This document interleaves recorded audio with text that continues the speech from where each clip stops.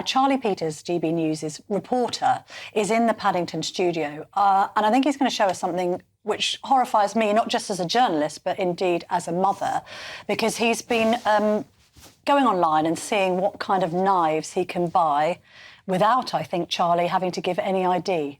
Charlie, tell us.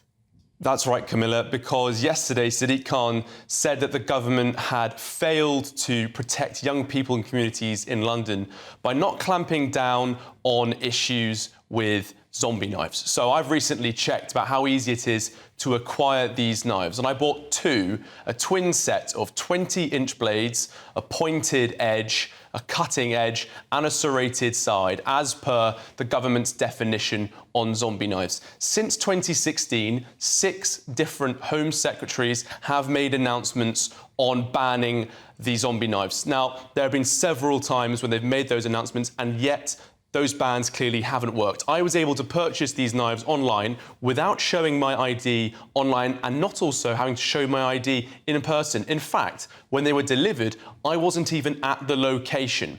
Now, while that criticism has been quite strong, it's expected that the government did want to ban these knives by September of this year as part of an amendment to the criminal justice bill. However, that bill has not been prioritised in the government's wash-up before the election. So those amendments won't come in.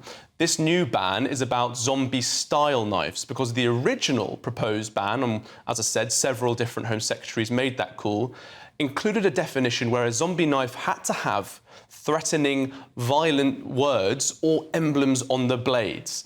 Now, that has to be updated as of January this year by now the most recent Home Secretary, James Cleverly, who removed the need for violent language or emblems.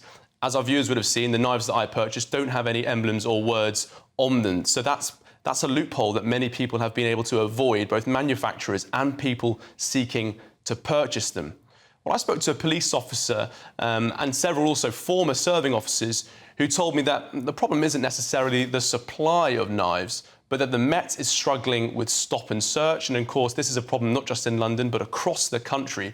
And the real problem is with a lack of confidence in policing, officers who want to make a difference, but feel as though they don't have the political backing they need. But no, we do know that this ban is unlikely to come in now. In fact, there was a compensation scheme that's expected to come forward in August for these new zombie-style knives, as in the ones that I've got sat beside me now. So that means, in a way, I'm incentivised to hold on to these knives until August, where I can get paid to hand them back in. Well, in reaction to these findings, I did have a statement from a Conservative Party spokesperson who told me that they would take no lectures from Sadiq Khan on crime. They went on to say that knife crime has risen by a shocking 20% last year in Labour-run London, and that Khan was the only police and crime commissioner to miss police recruitment targets, adding that he's failed to recruit 1,000 extra officers, even with the money from the Conservative government available for recruitment. They went on to say that we banned zombie knives in 2016 and cyclone knives in 2019, and the sale of illegal knives online is a priority in the Online Safety Act. The choice is clear in this election: stick to the plan with Rishi Sunak and the Conservatives, or go back to square one with Sir Keir's Labour, who have no plan to tackle crime. Well, a Labour source told me that the party had been urging Tories to take action on knives for years. They went on to say that on their watch, knife crime has actually soared by a staggering 80% since 2015. This is just another example of the Tories' chaotic failure to keep our country safe. And they said that Labour would bring in new youth mentors and swift sanctions for those carrying knives. A lot of political conversation, but the fact of the matter remains, I've been able to purchase these knives. I'm not going to face any sanctions for doing so.